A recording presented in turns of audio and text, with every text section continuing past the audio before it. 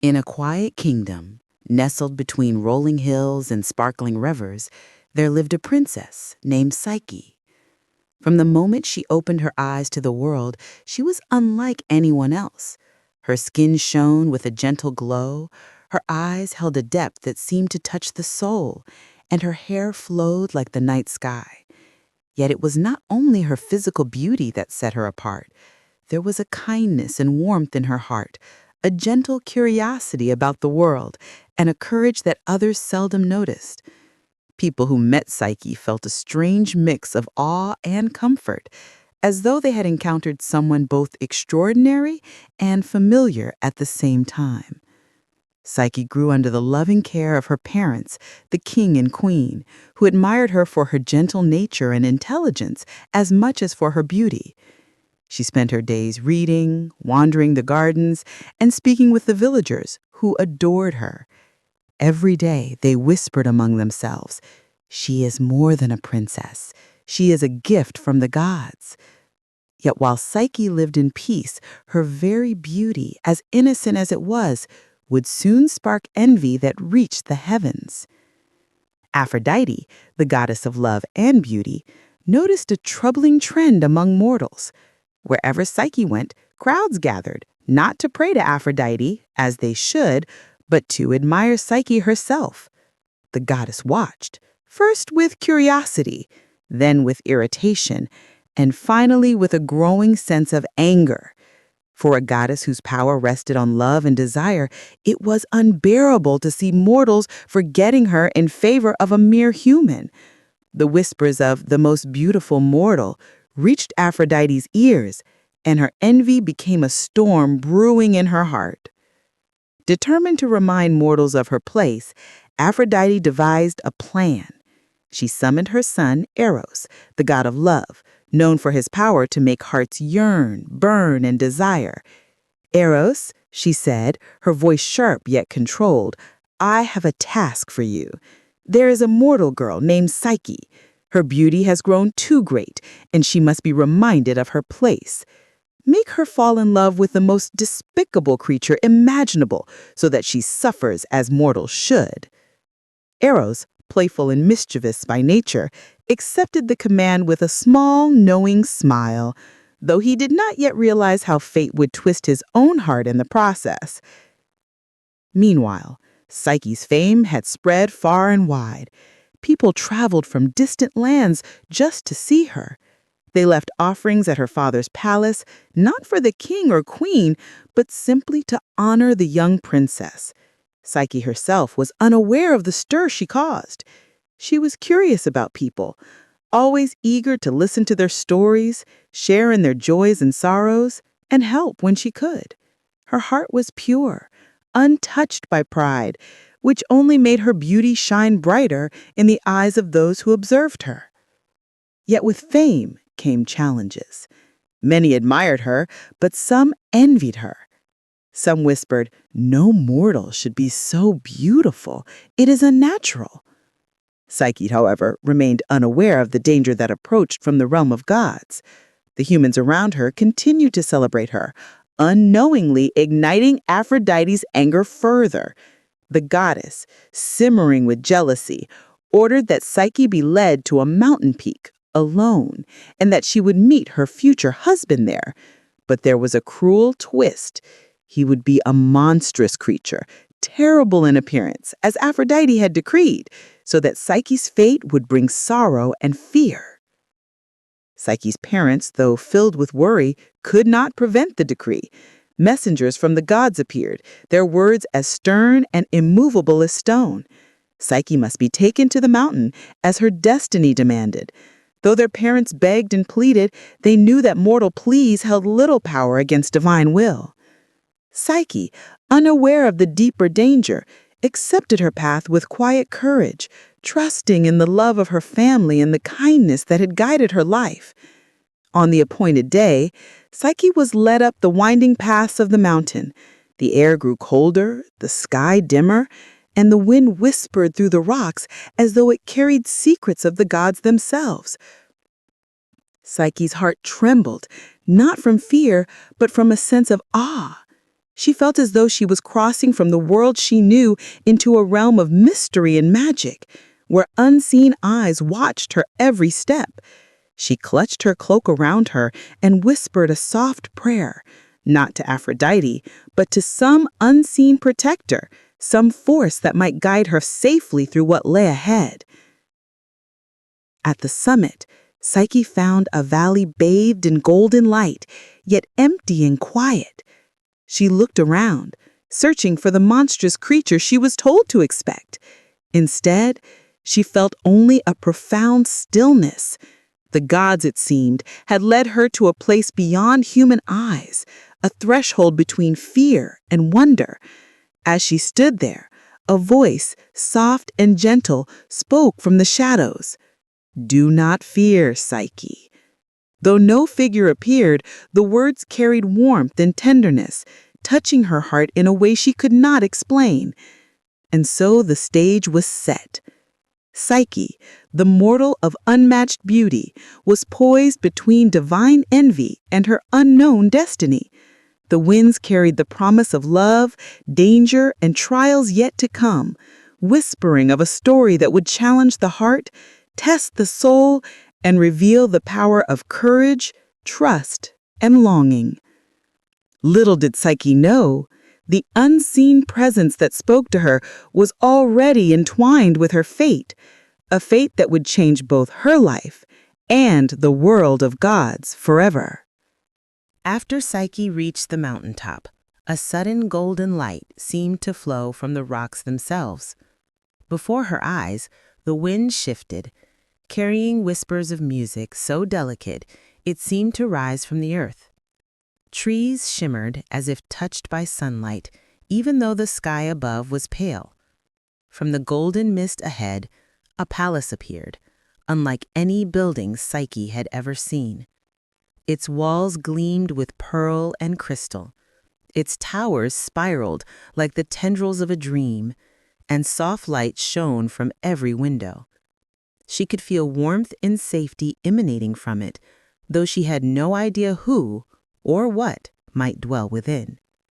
Though she had been told to expect a terrifying creature, Psyche felt no fear. Instead, a quiet curiosity tugged at her heart. Step by step, she approached the palace gates, which opened without a touch, as if welcoming her. Inside, she found endless halls lined with tapestries that shimmered with moving scenes of forests, rivers, and skies. Gentle laughter and music floated in the air, though no one could be seen. The palace was alive, yet strangely empty, as though it existed for her alone. "Hello?" Psyche called softly, her voice echoing like a song. "Is anyone here?" There was no answer, only the echo of her own words mingling with the gentle music. Her pulse quickened, not from fear, but from a feeling she could not name, an excitement, a thrill that her heart recognized even before her mind could understand. It was as though the palace itself were speaking to her, inviting her to step further into a world where magic and reality intertwined. Soon Psyche discovered a small, sunlit room that looked out over a garden. Flowers of color she had never imagined blossomed in perfect harmony, their petals glistening with dew that seemed to reflect the entire sky. The air was fragrant with scents that calmed her mind and lifted her spirits. She wandered into the garden, amazed at how every detail seemed designed to comfort and delight her. Yet even in such beauty, there was a subtle sense of mystery. She felt eyes upon her, though when she looked around, no one was there. That evening, as twilight painted the skies in shades of pink and violet, Psyche was led to a magnificent dining hall. A table was set with the most delicate foods she had ever seen.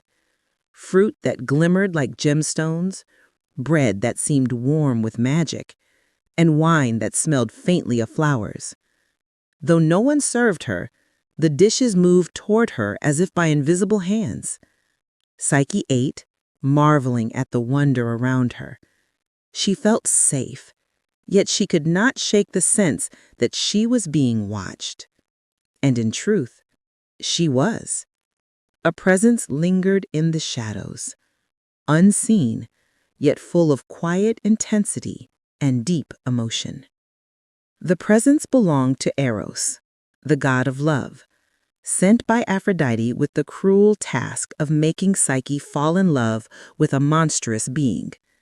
But when Eros first saw her, everything changed. The human before him, so innocent, so gentle, and so beautiful, stirred feelings in his heart he had never known. He watched her silently, hidden in the golden shadows, his own heart conflicted. He had been sent to punish her, but all he felt was admiration and a profound longing. He realized that the mortal girl who was meant to suffer might instead teach even a god the power of true love. Night after night, Psyche slept in the palace, and night after night, Eros observed her. The god, invisible to her eyes, began to speak softly from the shadows. At first, Psyche was startled by the sound of a voice, so gentle and melodious, it seemed to belong to the wind. "Do not fear," it said. "You are safe here. I mean you no harm." Psyche, though puzzled, felt a strange warmth at the words. She answered out loud, curious and emboldened, "Who are you? Why do you watch me?" But no face appeared. The voice only replied with care, guiding her through the halls and the gardens, teaching her to trust what she could not yet see. Over time, a bond grew between them. Psyche spoke of her life, of her parents, of the kingdom she had left behind. She shared her dreams, her fears, and her longing for understanding and companionship. Eros listened, captivated by every word. He too began to reveal himself in little ways, though never fully. A soft breeze would caress her cheek when she felt sad, a delicate flower would appear where she walked, or a song would rise in the night just when she needed it most. It was a love that existed in shadow and whisper, a connection deeper than sight or touch, rooted in trust, care, and shared moments of beauty. Yet Psyche was not blind to the mystery. Sometimes when she awoke, she glimpsed a fleeting shadow, a ripple in the air, or a flash of warmth that made her heart pound. Her curiosity grew, as did her longing.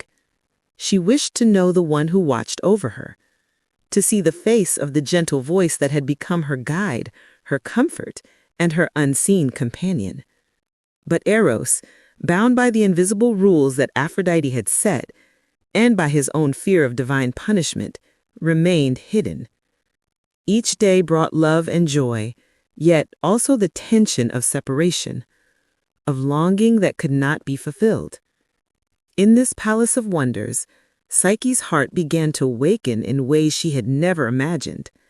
She learned the language of invisible care and the beauty of unseen presence. And Eros, who had intended to bring sorrow, discovered a depth of feeling that made him question even the power of gods. Each night, as Psyche fell asleep surrounded by magic and mystery, the bond between them grew stronger, though neither could fully claim it yet. It was a love that would soon face trials, temptations, and heartbreak, but in these first moments, it existed pure and unbroken, a love born not of sight, but of the heart. Days turned into weeks in the palace of golden light, and Psyche grew more comfortable in the mysterious world that had become her home. She wandered through the gardens, listened to the soft music in the halls, and conversed with the unseen presence that had become her constant companion. Each night, she felt the gentle caress of Eros' invisible hand, his tender voice, and his quiet encouragement. Love had blossomed in her heart. Not the fiery, impulsive kind she had read about in tales, but a deep, steady, and profound affection that filled every corner of her being.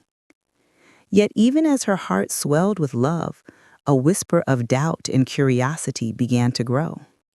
Though Psyche trusted the unseen presence completely, the rules of their relationship weighed heavily on her mind. Eros had promised her safety and love, but he had also made one condition clear: she must never attempt to see his face. She could hear him, feel his care, and trust his guidance, but his identity must remain hidden. At first, this rule seemed simple, almost natural. Psyche had learned the subtle language of love and absence, of trust and mystery. But human curiosity is not so easily tamed, and even the most patient heart may stumble. One evening, as twilight bathed the palace in rose and gold, Psyche found herself unable to resist the longing any longer. She had wandered into the garden, her thoughts consumed by the voice and warmth that had become the rhythm of her life. "Who are you?" she whispered, her voice trembling. "I love you, but I need to see you. I need to know who has given me such care, such comfort, such joy." She knew it was dangerous. She had been warned. But the yearning to see the face of her beloved overpowered her caution. Psyche waited until the house was silent and still. She lit a small lamp and crept quietly through the halls, moving toward the room where she believed her companion rested. Her heart raced, and her hands shook as she approached the bed. The invisible presence of Eros lay beside her, his breathing steady, a subtle warmth in the air. Psyche hesitated for only a moment, before leaning closer, her lamp casting a trembling circle of light. Then, driven by the irresistible pull of curiosity and love, she looked. The moment Psyche saw him, her heart leapt with a mixture of awe and fear. Eros, the god of love, the master of hearts, lay before her, not monstrous, as the stories had suggested, but breathtakingly beautiful. His skin glowed like sunlight on water. His hair shone like spun gold. And his eyes, when they opened in surprise, were as deep and endless as the skies themselves. Psyche's breath caught, and she felt a wave of joy she had never imagined. Yet the joy was fleeting. Eros's reaction was immediate and pained. "Psyche!" he cried, his voice breaking with shock and sorrow.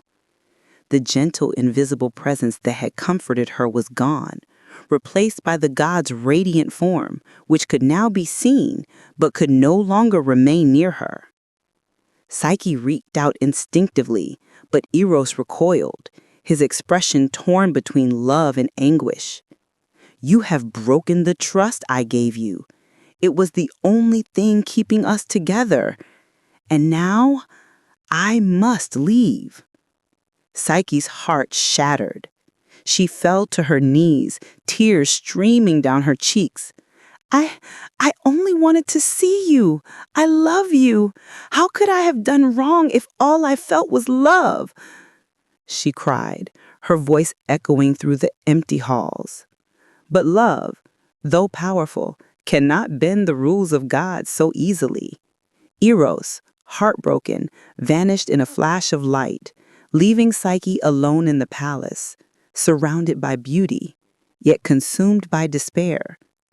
She had seen him, and in doing so, she had lost him. Days passed, and Psyche wandered the palace like a shadow of her former self. The gardens were still blooming, the music still rose from the walls, yet all felt hollow without Eros's presence. She began to understand the gravity of her actions, the consequences of curiosity and disobedience.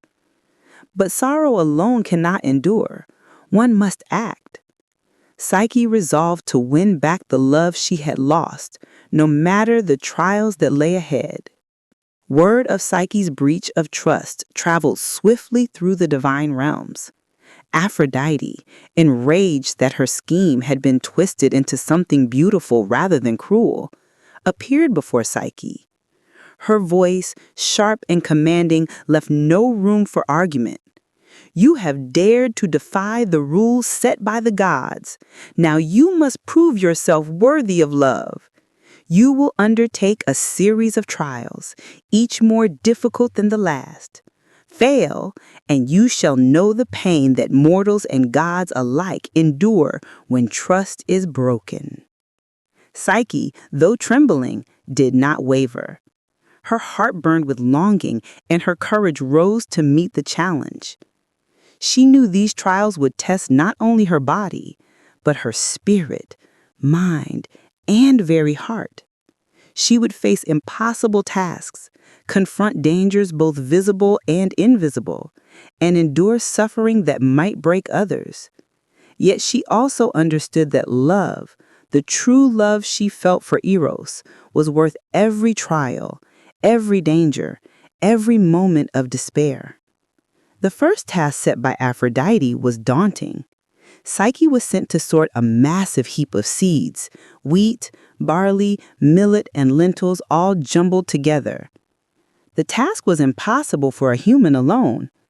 Psyche, despondent, began to weep, feeling the enormity of her situation.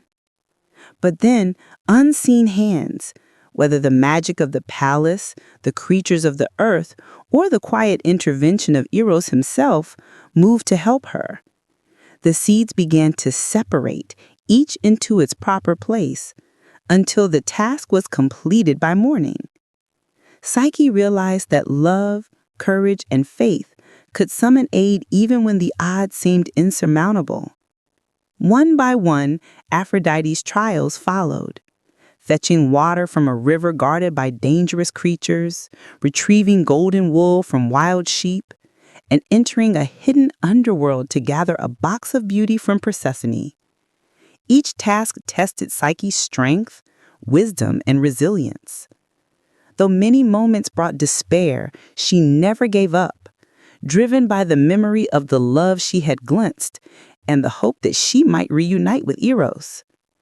And with each trial she grew stronger, not only in body, but in spirit, courage, and understanding of the depth and endurance that true love demanded.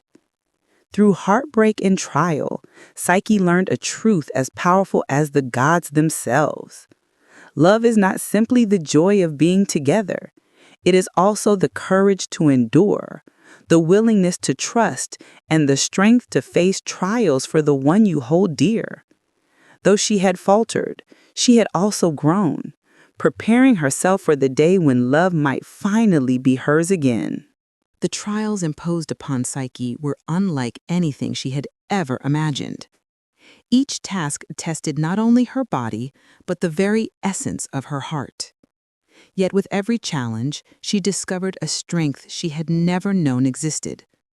The courage that had carried her through the empty palace halls, the love that had made her defy fear and longing, and the perseverance that had driven her to complete each impossible task, these became her armor against despair.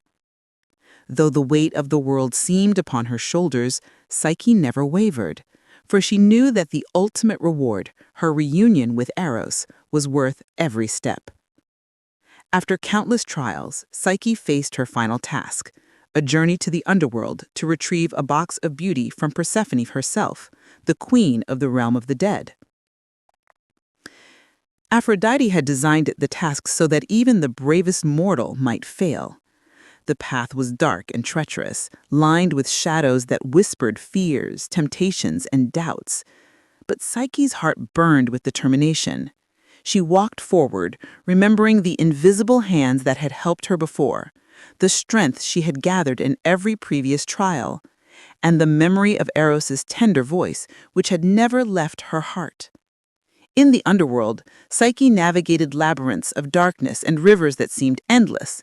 She approached Persephone with humility, speaking of love, courage, and her trials. Persephone, wise and just, saw the truth in Psyche's heart. She handed her the box of beauty, warning, "Take only what is given. curiosity can be a peril greater than any task. Psyche accepted it with reverence, feeling the weight of responsibility and the lessons she had learned. Every step she took on her return journey reminded her of the power of patience, trust, and the quiet strength of the human spirit. When Psyche returned to the world above, Aphrodite herself awaited her. The goddess's face was stern, her presence commanding, yet Psyche stood tall, unshaken. She offered the box of beauty with grace, and Aphrodite, though still harboring envy, could not deny Psyche's courage, endurance, and unwavering love. In that moment, the goddess realized that the mortal girl had transformed. She was no longer just a beautiful princess. She had become a symbol of human resilience, trust, and the power of love. Eros, who had been watching from afar, his heart heavy with longing, felt a surge of hope. He saw Psyche approach, carrying not only the gifts of the gods, but the strength of her spirit. Though their separation had been painful, it had also shaped them both, deepening their love and understanding. Eros descended from his hidden perch, no longer invisible, and met Psyche's gaze. The moment their eyes locked, it was as if time itself paused. The trials, the sorrow, the distance, all vanished in the overwhelming realization that love had endured. "You have proven yourself," Eros said softly, his voice trembling with emotion, "not only in beauty and courage, but in heart. You have endured what no mortal could, and your love has not faltered."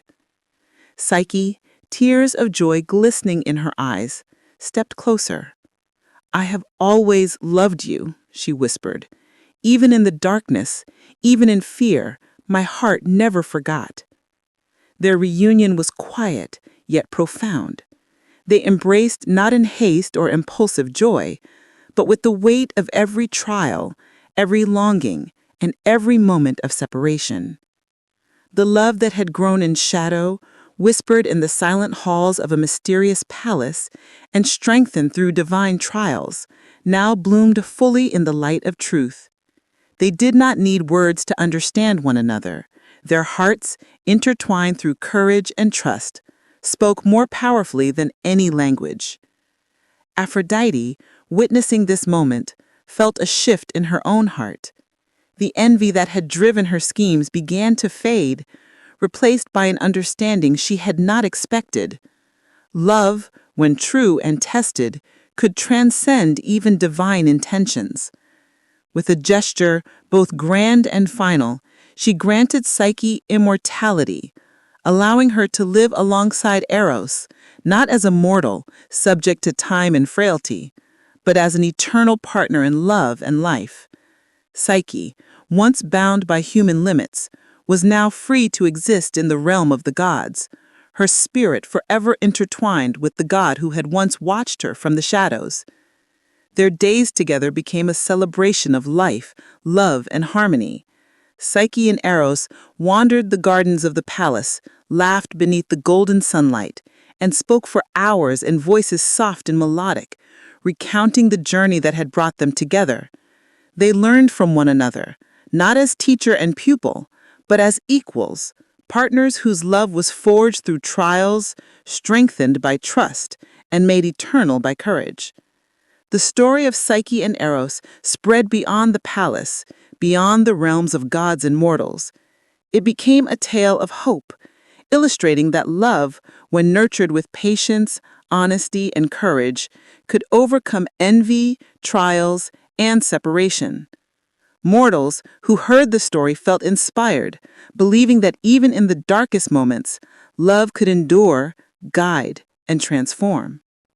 And in the heavens, the gods themselves watched and learned that the human heart, when true and steadfast, held a power that even immortals could admire and respect. Psyche and Eros, united at last, lived not only in love but in understanding, patience, and eternal joy. Their story, beginning with envy and curiosity, sorrow and trials, ended in harmony and fulfillment. They became a symbol of enduring love, a love that is tested, that grows through longing and perseverance, and that once achieved shines brighter than the light of the sun or the stars above. In each other, they found not just companionship, but the truest reflection of courage, trust, and devotion. And in their hearts, the lessons of their journey, of patience, of hope, and of unwavering love lived on forever.